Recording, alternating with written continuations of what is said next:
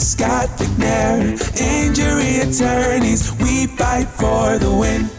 Good afternoon, everybody, and welcome to the Overrule Podcast, brought to you by the Scott McNair Law Firm. I'm your co-host, David McNair, and we have a great guest today to highlight an incredible local organization, and that is Rebecca Nguyen, who's here on behalf of the Louisiana SPCA. Rebecca, welcome, and thank you for being on the podcast. Thank you for having me, David. I'm excited to be here. I'm excited to talk about pups. Before we got in the show, we were talking about everything we like at McDonald's, which is basically McDonald's French fries, McDonald's Fountain Diet Coke, and the coffee. That was off the record. But we bonded over that immediately. Yes, absolutely. If you could, Rebecca, tell our guests a little bit about the Louisiana SPCA, its history, and its mission, please. Absolutely. I would love to. So we are the oldest and most comprehensive animal welfare organization in the state. We are open admission, so that means that we don't turn any animal away.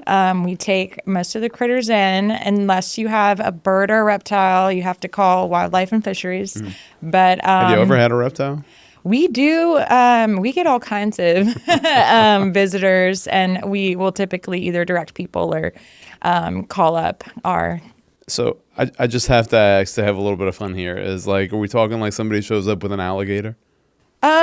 Maybe at our Plaquemines campus. Yes. I'm fairly certain that has happened. Yeah. But, you know. That's a Louisiana thing. It's a Louisiana thing, absolutely. But continue, please. Yes, we've been around for over 100 years. So that is 700 years in dog years. Some cats we have serviced through all 9 of their lives. But yes, so we are municipal, which means that we are responding to community calls. And we work with the court systems ourselves a little bit, and our community helpers in our own way when it comes to animals and things like that. We have public intake. So like I said, we take in these critters and we try to find the best home for them. And then we also have the oldest veterinary clinic in the state, our community clinic, which offers affordable veterinary care to our community. Wow. So there's a couple of things I wanted to follow up with on that particular point. It kind of blew me away in preparation for the show, reading some of the statistics about your organization, which is amazing that y'all have been open since 1888. Correct. Which is wild. And I think y'all have serviced and helped over 73,000 animals dating back to 1888. Is that right? That's every year. Oh, every year. That's our annual number. Yeah. Wow. So okay, well, I was way off, like they would say in Dumb and Dumber. But that's unbelievable. 73,000 a year. It's a lot. We take in around 100 animals a week. Wow. If not more. And so tech to me a little bit, because one of the things I think is a little bit unique and different about the SPCA compared to some of our other incredible shelters is the veterinary care that y'all provide at a lower cost, probably than some private clinics, I'm assuming. I wasn't aware of that until I was preparing for the show today.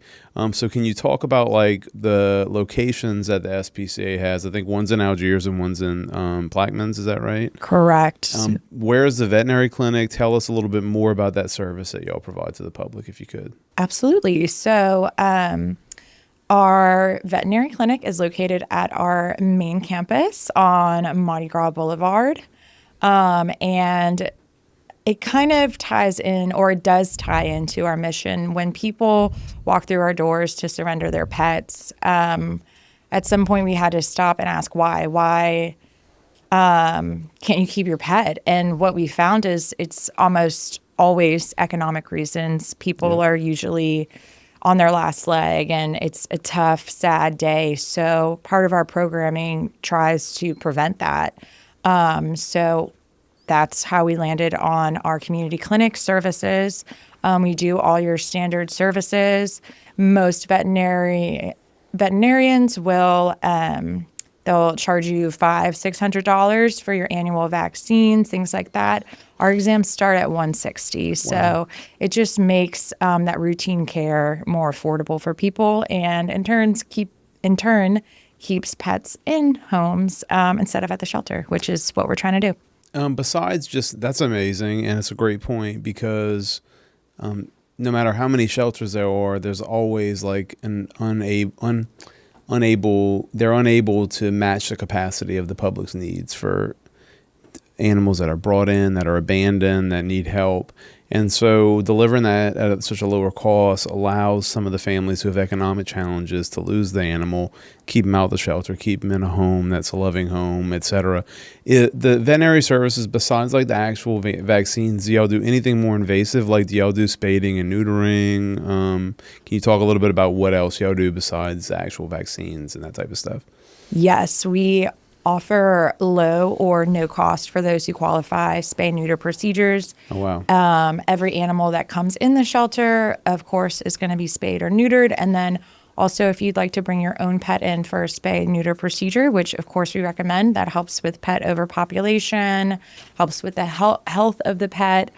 We also offer those procedures at affordable prices. That's amazing, and probably just as important as the vaccines, because it's controlling the animal population. It's like a self-fulfilling problem. Like, if people aren't neutering and spading their pets and the animals, then we have overpopulation problems. It fills the shelters. The shelters are largely run on donations and or contracts through local entities, etc. So that's really cool that y'all did that. And before I was preparing for the show today, I didn't know that. And so I think it's really important for people to be aware of that and for other people to know that, so that if they do want an animal, instead of like losing them for economic reasons, it may be more in their budget if they can come to y'all as opposed to a private veterinary clinic.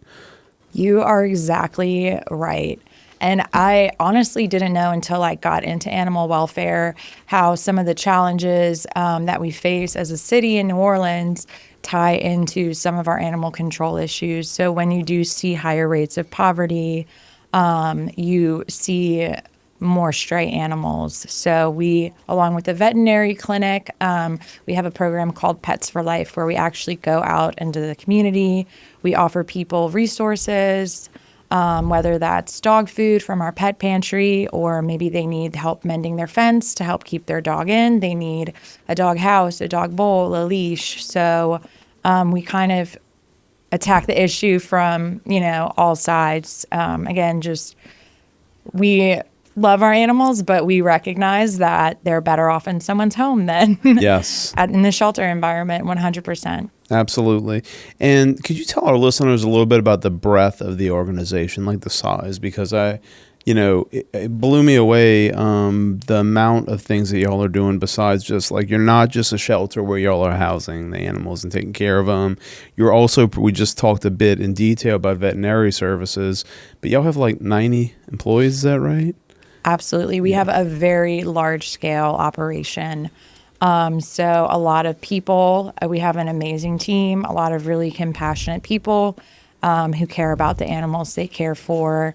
And they're doing everything from cleaning up after the dogs, walking them, feeding them, veterinary care, and then all the way to our humane law officers who go out in the field responding to those 911 calls. Yeah, so y'all are rescuing animals in the field, and y'all also doing community outreach, which I'm assuming is some level of educational programming on the benefits of neutering, protecting animals, that type of thing. Can you talk a little bit about the community outreach efforts that y'all do?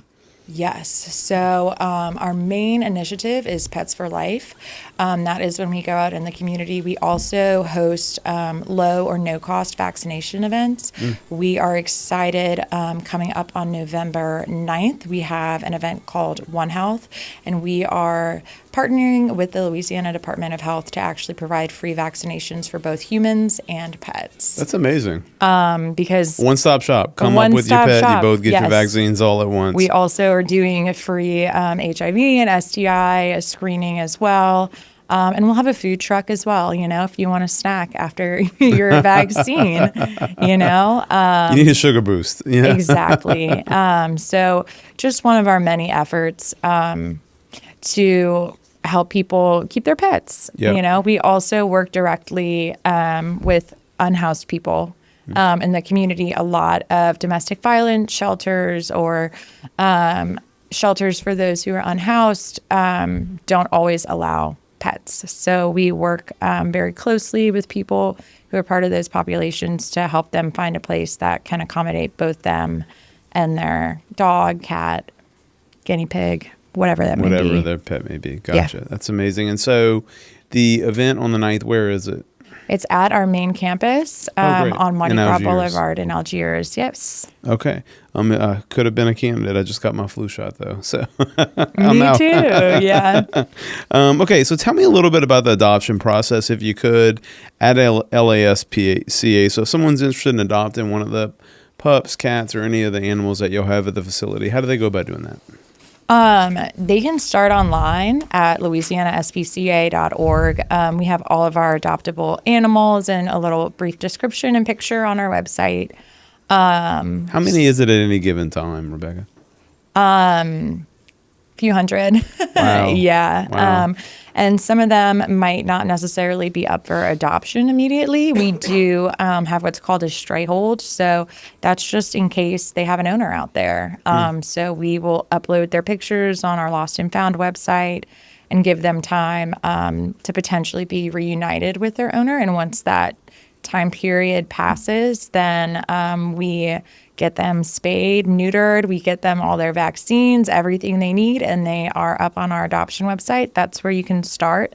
And then our adoption center is open from noon to 5 p.m. Tuesday through Saturday. So you can come in, you can meet your cat or your dog in person, spend a little time with them, make sure it's the right fit for you. And then from there, it's a brief interview process. We just make sure you are able to provide a safe and loving home for the animal, and then you get to take it home. It's yours. Love it. Y'all have what percentage of y'all pet population is dogs versus cats? Would you say, is it a bit of an even mix? And we got a little bit of rabbits and guinea pigs mixed in there too, right? Yes, we do frequently have rabbits, the occasional guinea pig or hedgehog or something a little more exotic. You stumped me, David. I don't know the exact ratio. I will. Some of the local shelters only have dogs, really. They don't really take cats in. So I think that makes, besides the veterinary care that y'all provide and the pure breadth of your organization, which is so large, the fact that y'all do take in cats too is nice, because there's not a lot, I've learned not a lot of shelters take them in. Yeah, and dogs, in part, that is because dogs really need humans to survive. Cats, if they're living on the streets, if they're feral, we do what's called trap, spay, neuter, release. So we partner with different people in the community. Some people just do this for various reasons, whether they love cats and know about overpopulation, or they are tired of their neighborhood cats and they want to get them spayed and neutered to help decrease that population. But community members will bring in their cats or the neighborhood cats for spay neuter, and then we can actually re-release them out into the neighborhood so they can take care of themselves and then not reproduce. But y'all would go out, correct me if I'm wrong, like, do y'all go out and catch them? Like if there's like a cat that you need to catch, to, like, let's say I'm in a neighborhood and I'm like, these neighborhood cats are just getting out of control, this keep reproducing. I'm assuming if the neighborhood member is it a part of y'all services to go out and catch them and neuter them and then release them? We rent the traps. So you get the traps from us. Gotcha. It's, of course, a humane trap. You just put a little bit of food in there, and then once you get the cat, you can bring it in and we'll take care of the rest. Perfect. That's pretty easy, pretty seamless. Okay, so I think last year y'all placed 2,000, do I have this number right? 2,225 animals in homes throughout the adoption center, both on-site and off-site adoption events. Is that right? That sounds about right. That's amazing. And I think really goes, I think a part of y'all adoption is that y'all also give them resources on like pet food, training, guidance, and then also, I'm sure, like give more detailed outline into the veterinary care that y'all can give ongoing in support of the family who's raising the animal. Is that right? Absolutely. Adopting a pet is a big decision. So we do offer low-cost training sessions for new pet parents. And of course, the community clinic is always open to new adopters. And it's nice to see these pets come back maybe for an event, not back intake into the shelter, but to see them come back in for that community clinic visit. It's always nice to, see some old friends come in for their annual. And see them happy and that they've been in a loving home and they're taken care of. And, it's kind of like, that's maybe the fuel for y'all fire in your hearts of like, you place that animal in a loving home, they're doing great, they're part of a family, and you get to see it, and it's like the payoff for the hard parts of y'all job and, Absolutely. the bad things that you see with some of the animals in the community. There are some tough days, no doubt about that. But yes, these good days are always a nice counterbalance to that, not just adoptions, but when pets are reunited with their owners, I'm just going to say, because there's a mic here, microchip your pet, spay neuter. But those microchips help us find the owners, and we just often give them a call. And, it's a beautiful moment when they find that the animal was lost. Yeah, of course. Okay, so let's talk a little bit about the events you do. We just talked about the one you have coming up on the 9th. But I'm assuming like a large part, if not a big piece of the organization's funding comes from donations.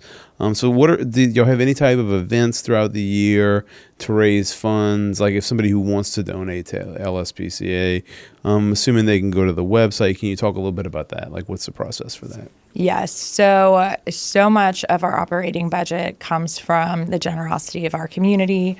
Our biggest event of the year is Carnival, which just came and went. We were able to raise over $200,000 to help support our budget. And then on that day, just in 4 hours, we had 11 animals adopted and about 450 people come through the doors. That's amazing. What is the event? Is it at the headquarters in Algiers? Can you talk a little bit about it? What time of year it is? So if somebody missed it this year, maybe they're interested in going and check it out next year. Yes, it is every October, and it is at our campus, which I love because you can really see our mission in action. You can see where the animals are, and you can take one home if you want. So Carnival is less of the Mardi Gras idea of Carnival and more of like the fun, fair, circus-like Carnival theme. It is absolutely free for kids. We have inflatables, a ninja course, different art setup. This year we did our Vet for a Day experience where animals were where children were able to come in and adopt a stuffy and then take it through the clinic. And, that's amazing. some of them had different ailments that needed to be tended to. And that was a really fun one this year. But yeah, there's food trucks, live music. We had the Lost Bayou Ramblers and the original Pinettes this year. Oh, wow. They did an amazing job. It's like a mini festival. And of course you can bring your dog, which I'm always looking for something. Where can I go? Have a beer with my dog, support a good cause. 100%. It's the perfect formula Amazing. for a good day and a great cause. Amazing. And so are there any other big events that y'all do throughout the year besides Carnival? Carnival is our biggest and our biggest revenue generator that helps us power our mission. But throughout the year, we will do different adoption events. I don't want to skip ahead, but I know that we have one coming up as well that we're partnering on. You're right on time. We're going to that next. Yeah, we will partner with different businesses and organizations, and we'll get our adoptables out in the community as much as possible. We do generate some funding through them, but it's mainly about just getting those dogs and cats. We'll bring cats at times adopted, and we do those all throughout the year. Amazing. And right on cue, we have on November 8th coming up from 9:30 to 12:30 in Lafayette Square. See, I was butchering the date all these last couple of weeks. So Miles, I saw him at the corner. I'm always happy that I finally got the November 8th date right, but then I mispronounced Lafayette. That's really going to be difficult for my parents to stomach as a local Louisiana, and that I couldn't even pronounce Lafayette right. In any event, I digress.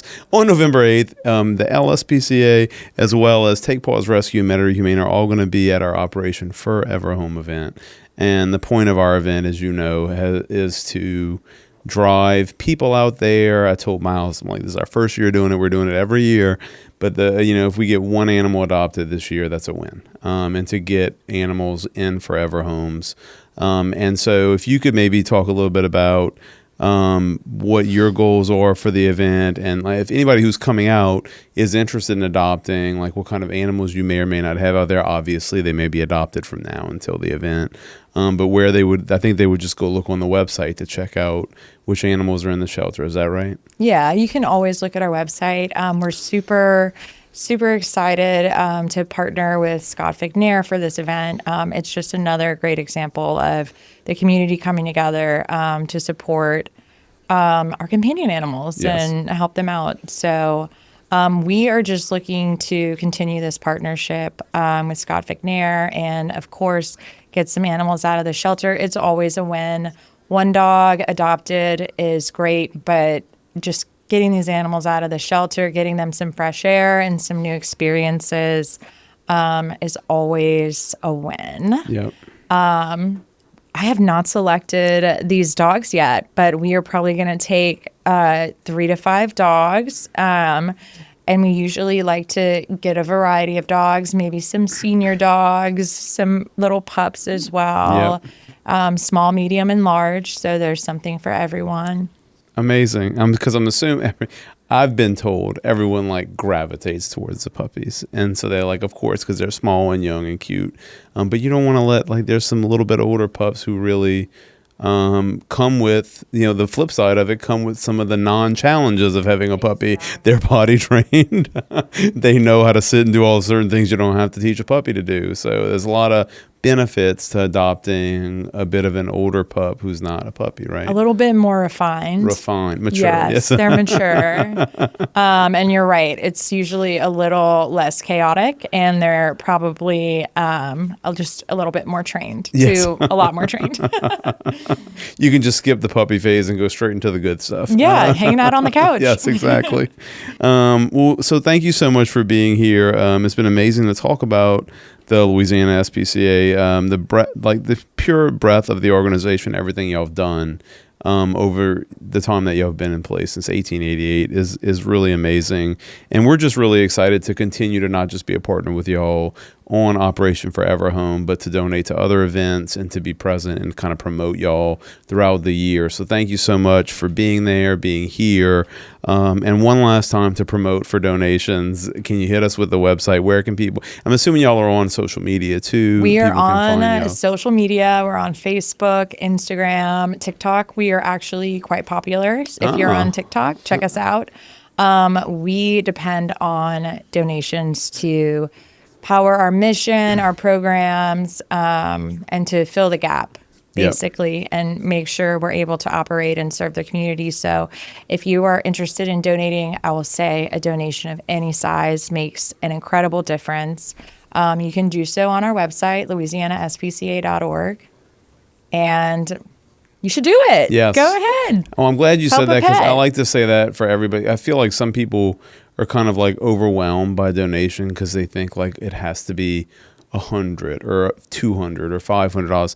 It's like you don't have to do. For all the organizations I'm involved with, like if you can give $5, give $5. If you can give 10, 20, like it feeds a dog, like you just said. So anything you can give to them, please go to the website, make a donation. It's helping them help these animals who need the resources, and it's feeding them. It's giving them care. It's giving them some interim relief until they can hopefully do y'all mission and get them into a forever home. So, Absolutely. Thanks so much for being here, Rebecca, and thank you to all of our listeners. I hope you enjoyed this episode learning about this incredible organization. Louisiana SPCA is a great cause and organization. Please check them out. We're going to have all of their things linked in the show notes on this podcast. And thank you for listening, and we will see you next time. This has been another interesting episode of the Overrule Podcast, brought to you by the Scott Vignair Law Firm. This is your co-host, David Vignair, signing out. Thanks again, Rebecca. See y'all next time. Scott Vignair, injury attorneys, we fight for the win.